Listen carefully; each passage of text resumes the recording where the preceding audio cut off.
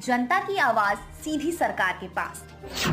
हम बनेंगे आपकी आवाज, न्याय और सम्मान की जंग। नमस्कार, मैं हूं आपके साथ अंजना और आप देख रहे हैं वी न्यूज मीडिया। आइए शुरुआत करते हैं आज की बड़ी खबर से। निगाही परियोजना एनसीएल जिला सिंगरौली मध्य प्रदेश खदान में खड़ी गाड़ी से ड्यूटी जाते वक्त रात्रि के समय टक्कर लगने से मौत। निगाही परियोजना एनसीएल में प्राइवेट कंपनी में कार्यरत अनिल सिंह की रात के वक्त ड्यूटी जाते वक्त खड़े ट्रक से टक्कर हो गई, जिससे अनिल सिंह की मौत हो गई।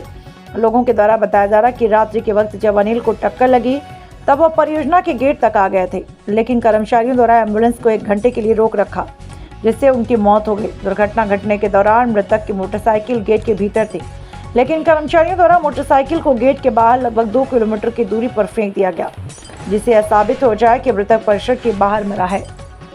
कर्मचारियों का कहना है मृतक के परिवार को 10 लाख रुपए, उसकी पत्नी को एक नौकरी किसी प्राइवेट संस्था में और उसके बच्चों को डीएवी स्कूल ने शिक्षा दिलाने का मौखिक रूप से वादा किया। मृतक के परिवार को 1 लाख रुपए दिया गया है। अंतिम संस्कार करने के लिए अब देखते हैं कि क्या एनसीएल अपने वादों पर कार्य करता है कि सिर्फ मामले को ठंडा करने के लिए बोला गया है। रामचंद्र वर्मा के साथ जिला ब्यूरो प्रेम वर्मा। मौत हो गई है, क्या कुछ कहेंगे?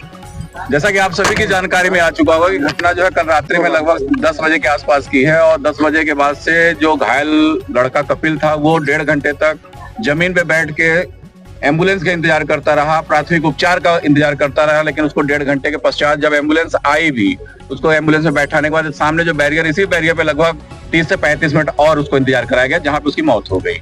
तो सीधा सीधा ये कहा जाए कि एनसीएल प्रबंधन की लापरवाही की वजह से उसकी मृत्यु हुई। लेकिन सबसे बड़ी विषय ये है, आप सबके माध्यम से हम लोग इस बात को समाज तक पहुंचाना चाहते हैं कि सिंगरौली के साथ कैसा खेल हो रहा है। इस बात को आप सब समझने का प्रयास करिए।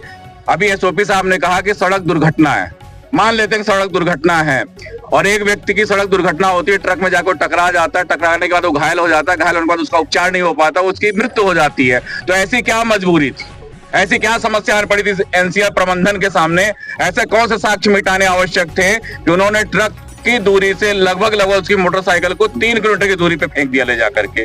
ट्रक को क्यों पानी से धुलवा दिया गया? सड़क पे पड़े हुए खून के धब्बे को क्यों मिटा दिया गया? इससे यह समझ में आ रहा कहीं न कहीं इसमें से बू आ रही है कि एक बड़े षड्यंत्र को अंजाम तक पहुंचाने का प्रयास एनसीएल प्रबंधन के द्वारा किया गया और अब लीपापोती करने का काम किया जा रहा है। क्या मांग है आप लोगों की? हम लोग की जो मांग है वह तो पहली मांग यह है कि जो भी अधिकारी, जो भी एनसीएल के कर्मचारी इस कृत्य में शामिल है, उनके ऊपर धारा 302 के तहत या विधि संगत जो भी धारा बनती हो, क्योंकि यह सीधा प्रतीत हो रहा है कि उनकी कहीं न कहीं हत्या कराई गई है।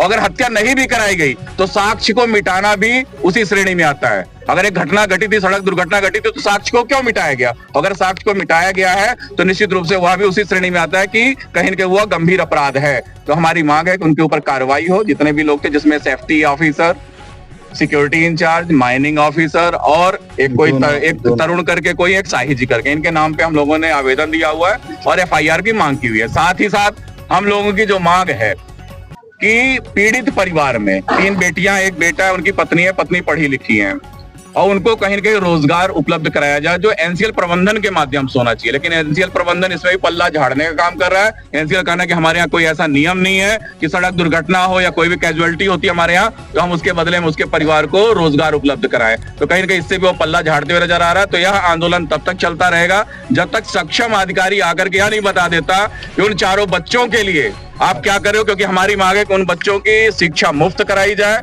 कम से कम 12वीं कक्षा तक, उनके इलाज की व्यवस्था निःशुल्क कराई जाए और पीड़ित महिला को एनसीएल परियोजना के निगाही या अमलोरी अंतर्गत संचालित विद्यालय में किसी भी पद पे पदस्थापना कराई जाए, जिससे वो अपना जीविका उत्पार्जन कर सके।